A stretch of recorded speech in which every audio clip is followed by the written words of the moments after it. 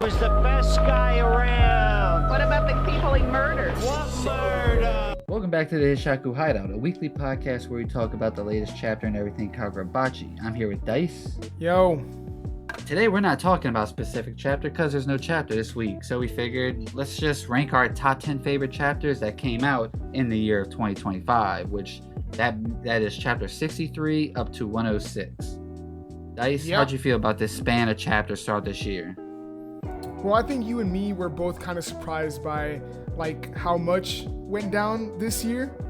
Like there was some chapters that I completely forgot like happened in 2025. Like you and me kind of talked before we started recording. Like Higo had like insane top of the year, and then things changed real quick, and other developments took place. And all in all, it's just been like a crazy year for Kagurabachi, and I think we'll see these chapters be emblematic of that. So ready to get into it. Facts. Yeah, and like you said, so much has happened because think about it, we started with just Iori's school in the beginning of the year. Yep. And now we have the most likely the Kabunabi's not even going to be a thing anymore. The Hishaku isn't even a thing anymore. All within this 1 year, it's insane jump in events for sure. But we'll see what we get to. We'll just go down the list, starting at number 10, moving our way up to number 1. We each have an honorable mention, but we'll get into that one later. Dice, I'll let you start with your number 10. Okay, I'm going first then. All right. So yeah, my number 10, just kind of starting with something easy. It's the chapter where Yura flips the coin and we get some of the name reveals for some of the remaining Hishaku members. It was Urang. We hadn't seen Urang in a good minute. We got Yukisada introduced. We got Bingo introduced, and Yura cementing himself as like a really good villain. Like I think this was the beginning of this really like insane stretch of chapters where Yura is just kind of like doing so much. And so yeah, this is kind of what kicks everything off. So I remember like really enjoying that chapter as well. All right. The chapter 80. That's a chapter 87, I think. 87. Okay. I didn't even number these shit. My fault. Oh, that's all good. I got the chapter numbers. But my number 10 is actually pretty close to that. I got chapter 89. That's simply because Ibiki Masaka's intro, which that's my top 5 favorite characters, and he hasn't done shit in the series technically, or we've seen on panel. We have Hokito's intro, and I guess Natsuki's intro as well adds to it, I guess. But yeah, that's my number 10. Just aura. I mean, like the dude, we even see like Masaka's dad belly, so clutch. But now you bring up chapter 87. That's my number 9. Oh, interesting. Okay. Yeah, pretty close. And I really like Uruha, locking in there at, in that chapter. That's where we see him kind of like get pissed at like the killers of Kunishiga in front of him. He's like, oh, I gotta go crazy. And we get that heavy like line work from Hokozuna that he likes to do with Uruha, or in those like pensive moments, excuse me. But yeah, so I got that chapter 87 and number 9. What you looking at for number 9? So number 9, I got Yura using the Magatsumi, which should be chapter 94. Yeah, dude. Again, just the reveal, the scenes, the experience, like reading that tweet. The Yura. the Yura. Yeah, man. Just insane work, because I remember like asking like what the hell is going on, how is he even doing this, is this related to the sorcery? To this day, all we've been able to really put together is that it's just remote activation, even though it's like different compared to what we've seen remote activation before, because he's actually wielding the abilities rather than like the blades triggering like the abilities themselves away from the user. So even though it's a bit different, it is something that like sparked a whole lot of conversation. And again, the scenes, Yura was just going crazy, bro. Yeah, he's like slamming them into the ground after like, he's not a swordsman, but he's been like keeping up with them. And he's just like, you know what? I ain't got time to fuck around. I ain't got time. I'm too old for this shit. Out of nowhere too. It's like the turn of the page was like, what the fuck? He really locked in. Yeah. So I'll let you start with your number 8 there.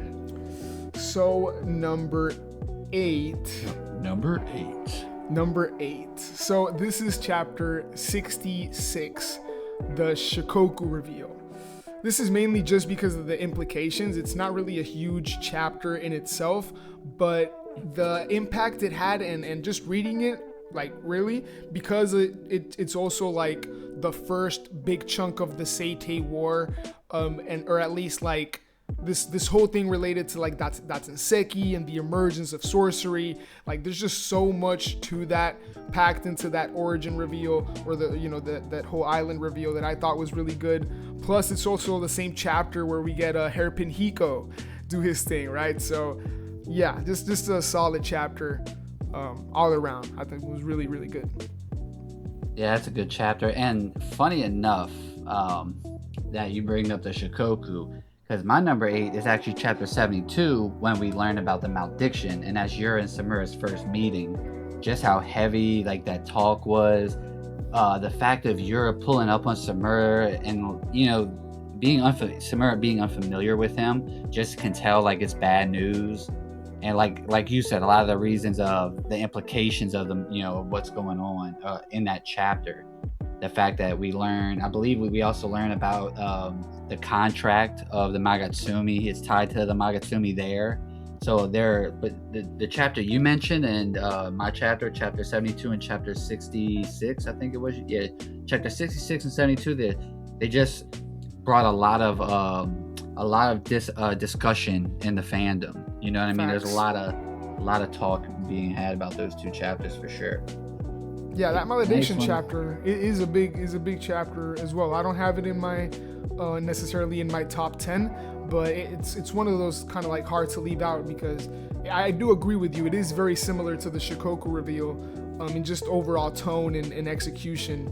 So, and again, implication. So yeah. And I think your chapter, you being a Hirohiko fan, it's like Hirohiko stocks were like rising up at that point. You know what I mean? Yeah. Like cutting that dude's head off with a hairpin, like that's the start. So Hirohiko fans were definitely, I remember they were rabid on Twitter and shit then.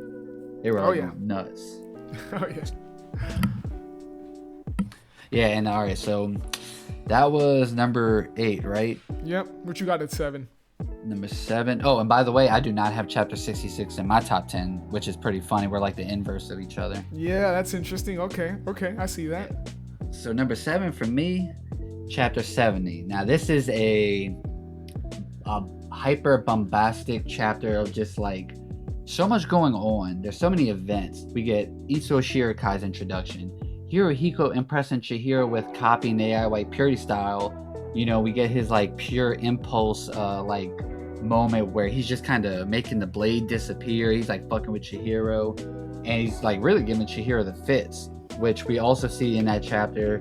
The elevator panels of them being like that tense moment of going up, and Chihiro's trying to like lock in on like the grip of the sword, because that's the key. And we see the elevators like going up. They're both thinking, the eyes panel, the elevator opens up, and they just dash at each other. We see the speed lines on the panels, but Iori awakens. We see her cut the fingers off, and that like textbook usage of AI White Purity style from someone like her basically gave Chihiro the formula, gave him the answer he needed, which caused him to best Hirohiko, which is one of the most fire like AI White Purity style spreads of Chihiro just zooming through. And then we see the last panel on that spread is Iori's eyes with that little bar that goes, and then she knows everything.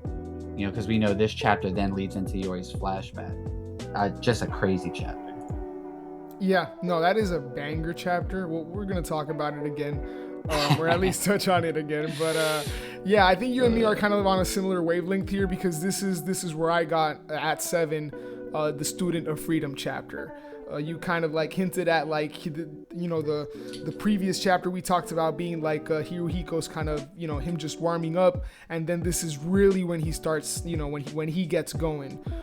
We've talked about it, 150 years of the Reagan style down the drain, and he's just like, what he was doing at the moment was unprecedented really, because we hadn't really seen anything like it in Kagurabachi, and I think that's why a lot of people were really excited about him as like an opposing force to Chihiro, and that whole buildup was just, you know, hard not to be hype. So yeah, the student of freedom at number 7. But I'll start with 6 here just to say that this is where I have the chapter that you just talked about.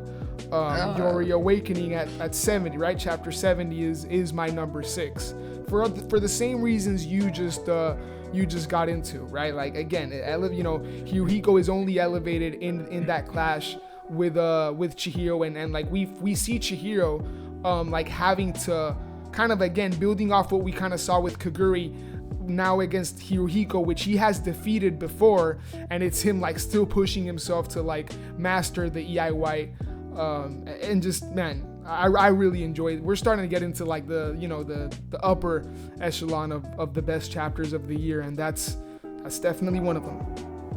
Yeah, like I said, it's just so much going on in that chapter. It's like eating good all throughout, you know, and the discussions were great. Iso Shirikai just, True. you know, Iso Shirikai is just gonna be popping up throughout the manga. I feel like, you know, it's just, I'm still here.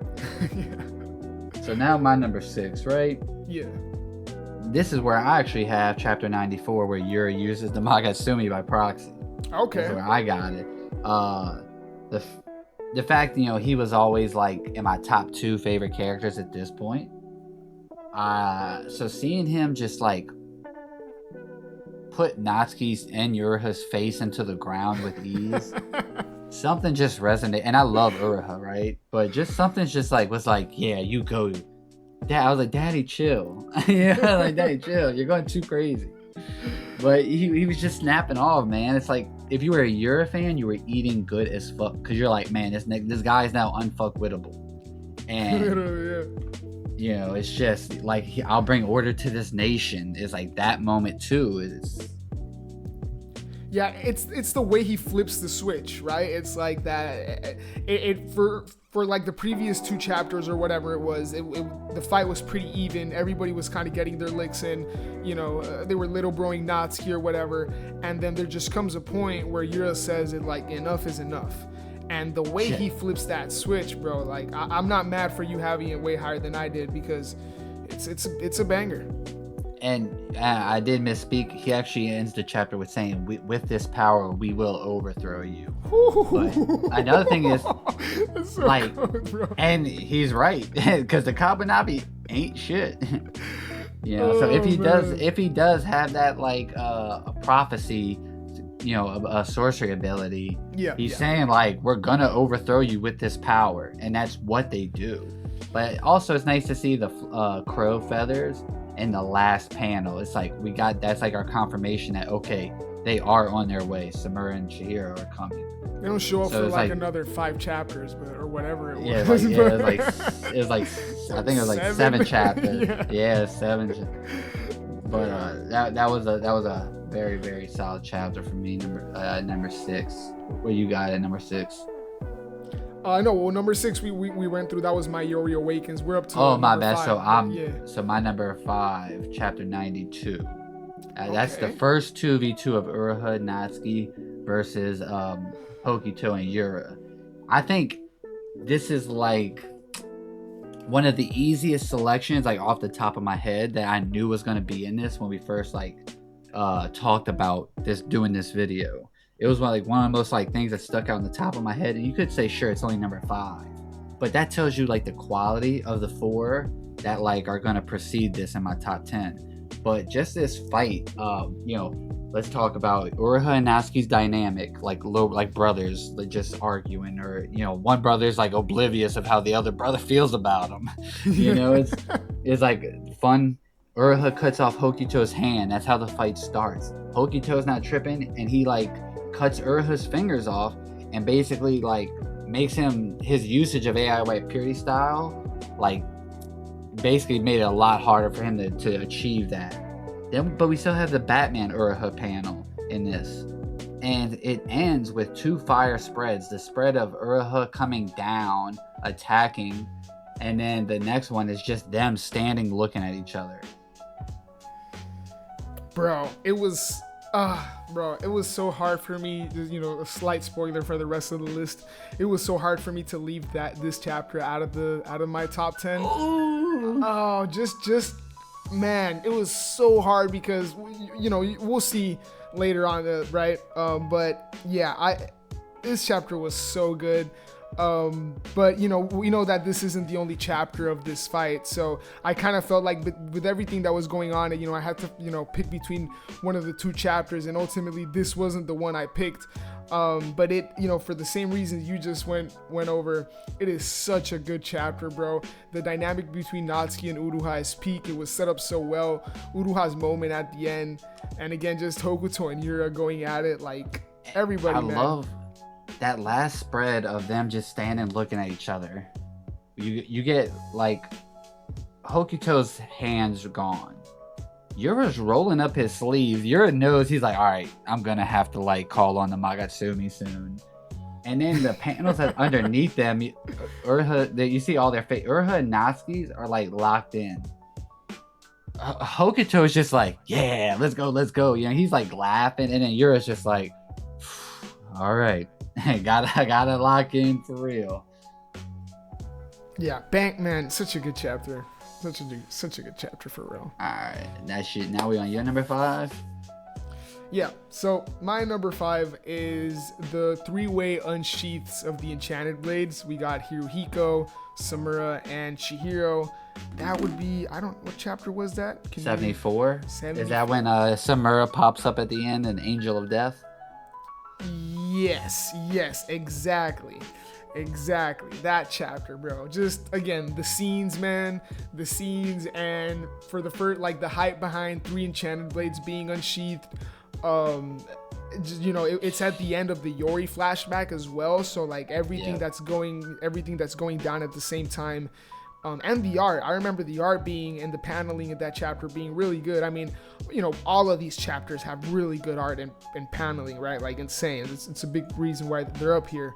But yeah, this is also one of those. And Samura just, you know, like Steals falling the from the show. sky. Yeah, man. Like there's a lot of panels in these stretch of chapters where Samura just went crazy. We've talked about it enough, right? But yeah, just that's my number 5. And I mean, shit, the chapter starts with Yura, you know, killing the 2 Kabanabi guys to come get Samura. Which, by the way, I would like to say, and I'm going to derail this for a second, that should have been the biggest fucking red flag for the Kabanabi people to be like, how did Samura escape the Hishaku without an enchanted blade? And like them, you know, like they didn't even question what those 2 guys did not come back with Samura. They were like, hey, where's the detail, the 2 security details we sent for you? And what is he gonna be like? You know what I mean? It's like such a huge oversight that I felt like. I mean, it's not huge, but No, I just thought that was funny. And that moment with Yura talking to like Samura and reconfirming everything, he's like saying like, "Yo, bro, y'all fucked up, fam. I know about this. I know about that. Come, you know, come through on our side." Yeah. But yeah, that is a banger. All right. So what is that? You're number 4 now. Yeah. You want me to go number 4? Or what? You didn't say your 5, did you? Or am I? Yeah. I did my 5, then you did your 5. Okay, now you started okay. 4. All right. So for 4, we are bad at this. We're like, no, it's number 8. No, I'm on number 3 on my list. Oh, my bad. I mean, I didn't even jot I'll- down the chapter numbers, just like what happened. We're just like, you know that one chapter where Chihiro draws a sword? Not professional. Anyways, at 4, I got the official clash of like the 3 Enchanted Blades. Like this is them literally clashing, and everything else that goes down in that chapter, which is, just give me a second. That's 77. 77. Appreciate it. Yeah. So this is Hirohiko going crazy, like pushing Samura, like getting super cocky, and then Samura just literally saying, "Enough out of He here." went from super cocky to getting boo-cockied. Yeah, bro, I mean, I've been saying like Samura just put belt to ass. Like it doesn't, like, it's literally what he did to Hirohiko. Like just put him in his place. And hey, I'm a big Hirohiko fan, but I can't lie that was that wasn't like fun to see, right?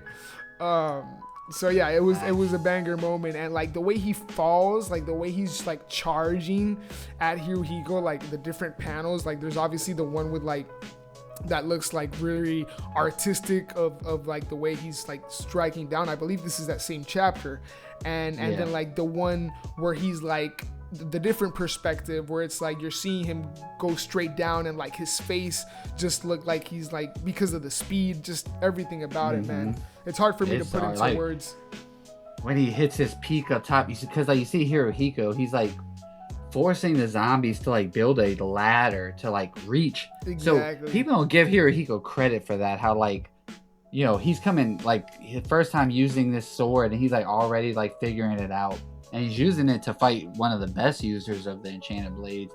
But right when Samura gets to his peak, that's where he descends. And you even see Hirohiko looking up at him with the speed lines coming. And it's like... just shitting his pants like he's what? Yeah, he's like, oh, fuck. And then you see like... talking about the hotel, like his usage of it was like completely nullified. Bob the Builder rebuilt it. He rebuilt a hotel, for Christ's sake. Hirohiko's... That's got the panel of the geisha like crushing the whole hotel, like coming out of the panel, the hands. So gas. And you see her wrapped around the whole thing. Like this is Hirohiko's first time using this, and look how much like destructive power he's got with it. Insane. Yeah, and it's the coolest, like you know, about that whole thing. Like, yeah, Samura like he puts the building back together, but it's the fact that he undoes everything that Hirohiko did, right? Like the whole Hirohiko being able to bypass like his obstacle when it came to like getting a handle of play, and then the moment that he's able to like feel like something for these, you know, things that he's able to manipulate, Samura just like undoes that. And you know, this isn't really neither here nor there, but it's a big reason why I'm looking forward to like how Hirohiko bounces back from that, because what Samura did was just crazy, bro. And like I said, it was fun. It was genuinely really fun to see, because he really showed that there are levels to this shit. So. Yeah, it's like we could really take, when Samura does call Sojo a bum later on, it's like, okay, if there's someone to believe, it's him. Yeah, he's like a bum. He's like some bum using the sword. I was like, oh shit, he's throwing shots at Sojo, which is crazy. Yeah. But that's your number 4. So now we're on to my number 4, which is a very recent chapter, 105. Soga appears and makes an impact, and boy, interesting. Like, this is where the you know, the clothes make the man. We see Yura like sinking in like the depths of darkness. But you know, I take this chapter as Yura's conclusion. As of now, that's just how I feel. I know most of the people think Yura's coming back, but I think it's going to be more of like an embodiment, or like in spirit, or like flashbacks. It's not going to be him walking the earth anymore. So I take this as not Yura's conclusion, excuse me. That's chapter 104. I'm tripping. Chapter 105 is just where Soga gets the clothes, though. I mean, you see Yura.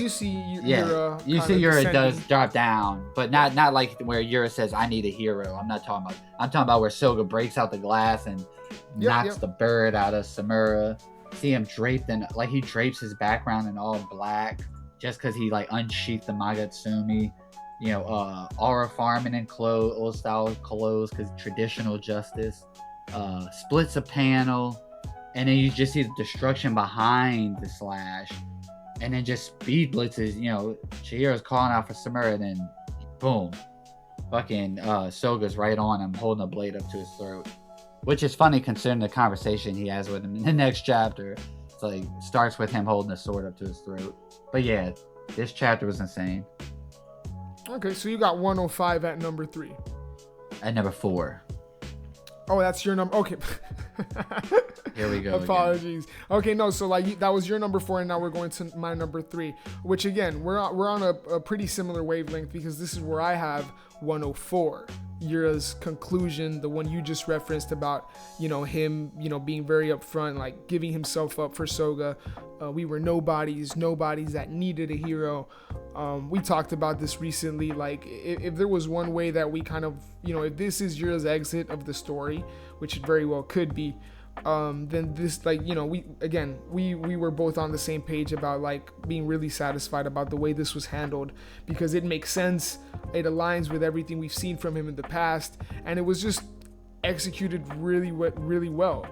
I really have no issues with it, and for a villain that's being like set up for over 100 chapters, seeing this, for us Euroglazers, you would think that it would like, you know, we wouldn't really enjoy it. And even though it was, you know, tough to see, and I would love to see more of him, again, it was just a really good chapter, because the way that translates to the chapter that you just talked about, one after the other, is really seamless. And yeah, we'll see how like this continues to, right, like the next couple of chapters continue to unfold. But just that chapter in itself, landing the exit, or at least temporary exit of the main villain thus far, yeah, man, I have nothing negative to say about it, really. What was your number 4? Was that the 3 Enchanted Blades Exactly. Clash? Yes. Okay, I forgot. I was making sure I remembered it. All right. Yeah. But yeah, no, 104 is a banger. Yeah, man. 104 is a banger. It's like it's packed like emotionally, because it's also like it's not just that, but it's what what Chihiro and Samura have to do with Suzaku to get that to happen, right? And it's like the whole tug of war between the Magatsumi's encroachment and Suzaku trying to completely repel that connection. So again, another chapter where it's like a lot of things going on, and you really feel that tension. So yeah. Yeah, banger. My number 3 is chapter 74. This is the Angel of Death descends upon Hirohiko and Chihiro as they unsheath their enchanted blades, which we talked a lot about the hotel. Yep. In fact, the hotel, just that the start of this year leading up to getting to the hotel, then like the hotel just getting, you know, better and better and better. It's insane. And like that is kind of like the conclusion of the normal like hotel, like Hirohiko's like departure, you know, Hirohiko's departure out of that arc kind of like transitions into, well, really the fight ends once Samura opens his eyes. That's where I think like the hotel ends, you know, and then we go to Kabanabi. But like that hotel is just, we talked about it a lot. That's probably been the most talked about moment. You know, I know that and the Kabanabi HQ are like the 2 big things of this year, but I have to say Hokuzono just did a really good job of like progressing through like the arcs in a way that ramps up the tension and the payoffs feel rewarding. And I think the hotel might be the best example of that at this point. Yeah, no, I agree with that. That's my number 3, and then I guess we start now with my number 2, right? Yeah, shoot. Chapter 83. This is a big one for me. Chihiro's best moment in the series. This is the Chihiro versus Samura fight, of course, but we also get like Chihiro synchronizing with Enten further. You know, we get the flashback of him like crafting Enten with his father, and then we see the fish swap with his sword, and we just have that panel of him standing in the water. It's, you know, like I felt like that's like the moment Chihiro became a man. Sure was. Yeah, that's mine. You know, so I think it's just a big moment for Chihiro fans and the story in general. It's a big character moment. And the fight was gas too. Him like slowly showing Samura that like he's catching up to him in like his efficiency and usage of the enchanted blade. Yeah. I mean, it's crazy that I don't have that chapter anywhere on this list. So it is crazy. Boo this man. No, man. I you know, it was tough selecting these 10, and I stuck with like a heavy bias, clearly, and I really are a Hirohiko fan. I think it's just a testament to like Kagurabachi and how it's able to like also deliver outside of its main character, because a lot of what we've been talking about, yeah, like most of it, especially like you just mentioned, the Bloodshed Hotel, a lot of that is Chihiro and in his opposition against Samura and Chihiro. But look how much time we also spent talking about like the assault on Kamunabi HQ, and Chihiro is nowhere to be seen until recently with Soga, which is a whole nother thing, right?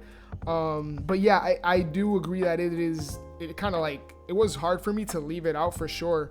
We're not that hard, but it was not that hard. Yeah, before we started recording, he was like, yeah, I'm just, anything dealing with you here, I'm just gonna spit on it. No, man, I just, yeah, it is what it is. It's an amazing chapter, but ultimately, I like I said, I stuck to like a heavy bias. It's crazy that it's not even my honorable mention, which it you really gotta, yeah, dude. I'm gonna take my seed out of you. That's it. Oh man. I want my seed back. No man, but I can't. I Daddy, can't hate. chill. I can't hate it. It is an amazing chapter, and it is like. I'm only digging my grave deeper here. Yeah. I'm only digging my grave deeper here. But Just go number 2, motherfucker. Just show you number 2 before chat comes after you. It is Chihiro's best moment this year, probably. So, yeah, it's insane. My number 2 is one we kind of already talked about. It is Soga's entrance. Again, off of the back of Yura's conclusion, this is the guy that's been haunting the story for 100 and something chapters without even being kind of like present. And so like this is when he does that. This is like when he takes center stage, and his entrance does not disappoint at all, bro. Like the 104 and 105 is really crazy how Hogazono manages to like execute the exit of one character and the entrance of another simultaneously without feeling like one takes away from the other in any sort of way. And yeah, you did a good job of getting into like that chapter. But yeah, that's why it's number 2, because we've been waiting for the Sword Saint. So this is him. True. And he lived up to it. And you did it. That was a good point about you talking about the exit of one and the entrance of another, but it was like seamless. But the like hype just kept raising. It's like a sentimental moment to like a hype aura moment, but it all just felt tonally correct. Because I'll pose this question. Have you seen any, like, I'm sure there's people out there for sure. There's some real Yura Glazers, but I haven't really personally seen anybody disappointed in how, like, in the fact that, like, Yura went out only for Soga to come in. Like, you would think that more people would kind of take exception to that and feel like it is either rushed or this or that. But again, execution done so well. His character got assassinated. That, it'd be like that type of discourse you would almost think would pop up. Exactly. So it is really impressive how like there wasn't any sort of discourse. Like people were really hype about Soga's entrance, and at the same time there wasn't like that divide about people like whining or complaining about Yura's exit. If anything, it's people still kind of holding out that he's gonna come back, right? Soga did say he will give him his body. There's that whole thing. So we'll see, but yeah, solid execution. Not even solid. Like we're talking greatness. Greatness. At this point. Before you go to your number 1, I think we could touch on our honorable mentions here. Yep. I'll let you go first, or you want me to go first? I can go first. So this is where I kind of scratch out the honorable mention I previously had and put Chihiro in here just to cheat. The Chihiro. That Chihiro moment. Chapter 83 was good. Yeah, that Chihiro moment. I don't want to die.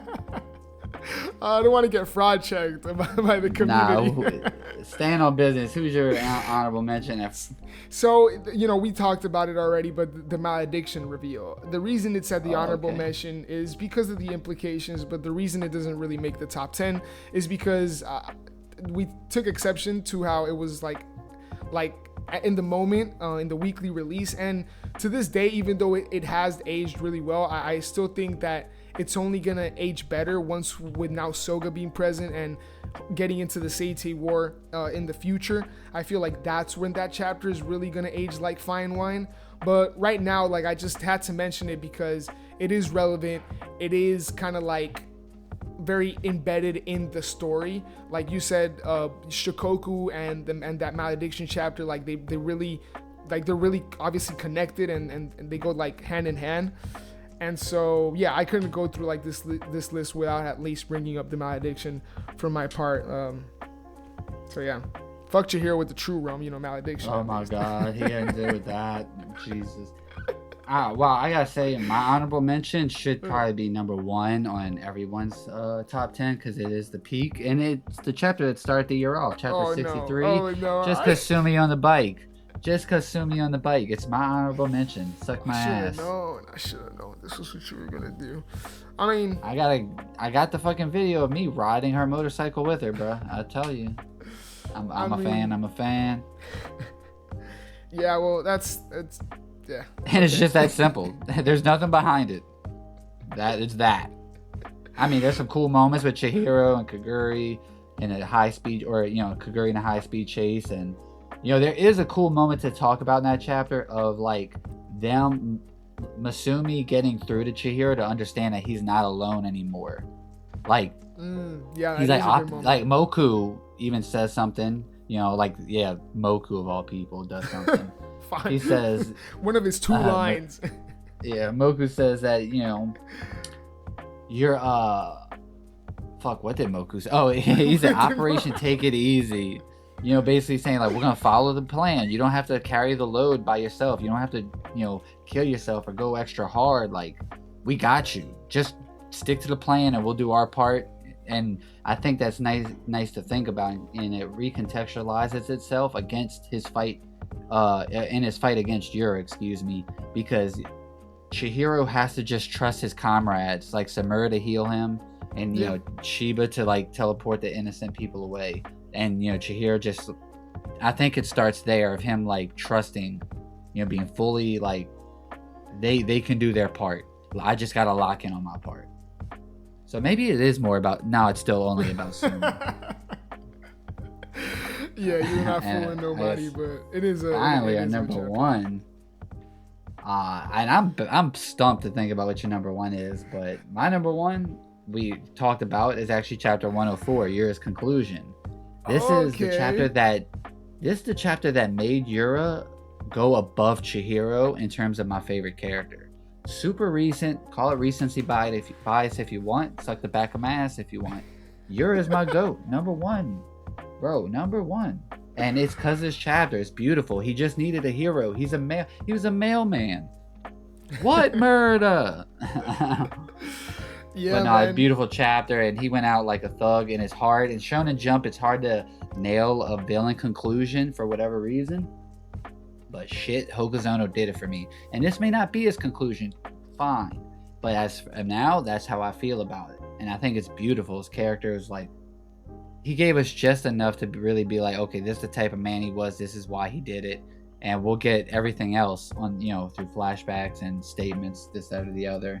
I mean, like I said, he can still come back, fight from within if things go south, and maybe Soga turns out to be the person that, different than the person he thought he was. It'll be interesting to see how Hokuzono takes that, but that's my number one. Yeah, it's at least the conclusion of him as the leading villain, right? Like that's at least safe to say. Whatever he ends up doing in the future, I think it's safe to say it's at least the conclusion of him as the main villain. So. And bro, I tell you this, I'm 98% wrong on my theories. I mean, you and me both. So. But okay, number one, right? So I'm about to get like the most insane project. And it's not chapter 83, right? It's not Chihiro's moment. It's not no, it's not. It's definitely not chapter 83. It is chapter 93. And I can explain myself. Okay, buddy. I mean, it's good. Yeah, see, I'll let you cook. No, see, to me, like, it really just has, again, heavy bias, right? But it just had to more to do with what I felt reading that chapter in the moment. And yeah, a lot of it has to do coming off of 94 and like everything that you got into. Like you mean 92? I'm sorry. Oh, no. I was about to say, now we can't remember numbers. Now we just, excuse me, 92. Yes, before 93, 92. Yeah, Uru, like it was like coming off of that had a lot to do with it, but also that spread of like the four of them being like about to kill each other ultimately, because it looks like everybody in that double spread of Yura, Natsuki, Hokuto, and Uruha is like inches away from death, being stabbed or sliced somehow. Like to this day, I still don't know how like at least one dude wasn't decapitated.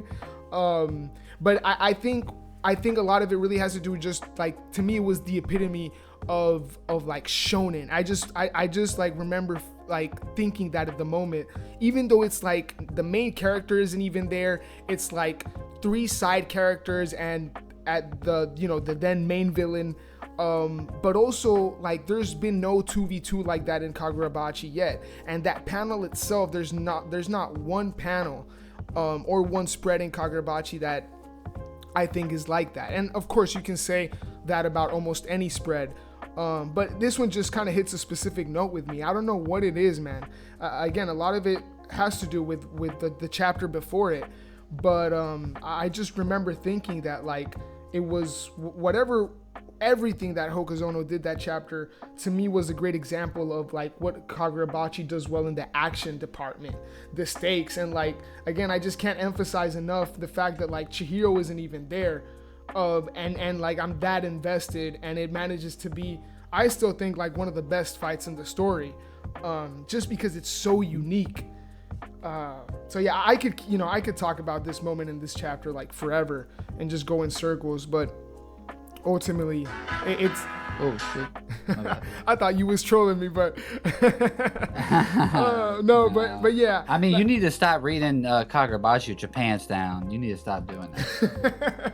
Dude, if there's one, I think it also has to do with, like, if there's one panel, like, my favorite spread of this whole year is probably that one as well. There's like a bunch of, like, little stuff that goes into that being just the standout chapter of the year. To me, it might not be my top one chapter, which is obviously what we're doing here, but my most memorable chapter. At least this is, I can land on that, because it's so hard to pick, right? Like, again, we've been talking about it. It was so hard to make this list, and so I can at least stand on, like, saying that this was the most memorable chapter for me.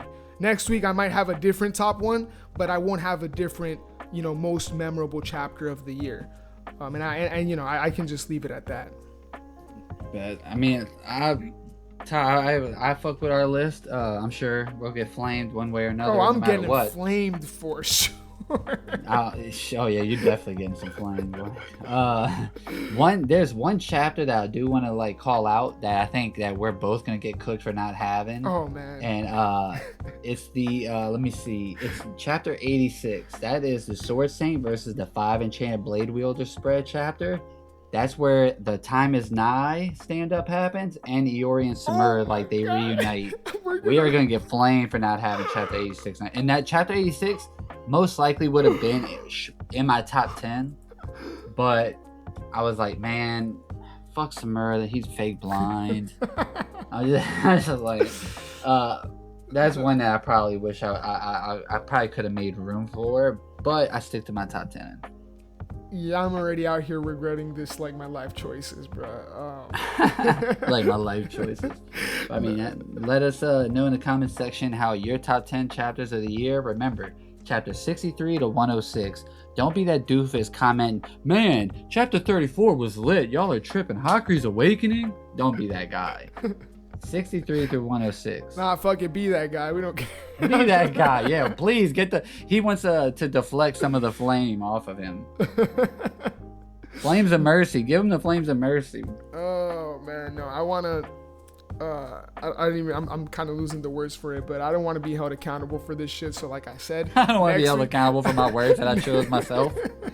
Next week, my list would probably be completely different, and so would the week after that. So I do not stand by this list. I feel that. Shit, Kagurabachi do be cooking. Yeah, I saw jokes though. But yeah, man, banger year for Kagurabachi. Honestly, like, this again. Oh, bro. I just got fucking. Oh my god, my heart just dropped. I thought I didn't hit the record button. Oh my god. Thank God. God damn. I'd been like, bro, take me away. For a minute, I was gonna tell you to pull your pants up just the way you were sounding. What murder? I was like, shit. But I mean, yeah. You got anything that last thoughts or anything? Yeah, I think you just said this, but I want to see these people's top 10. The community. Yeah, show us your top 10. Yeah. Unsheet that thing. Unsheet that top 10. Yeah. We'll see how bad I get flamed. And there is a chapter next week at least, but I think there's gonna be another break after that. Oh. Yeah, but we're gonna hey, over here at the Hishaku Hideout, one thing I can promise you, you're gonna eat good here. You're gonna hear some Samura and Shiba slander, but you're gonna be eating good. And you're gonna catch some seed. Yeah, okay, yeah, my seed everywhere. The Hishaku Hideout will light up with a black light. That shit will light up and you can see it from space. Okay? Okay, buddy. Well, all right, guys. Y'all have a good one. Like, subscribe, all that good stuff, and we'll catch you later. Peace. Peace.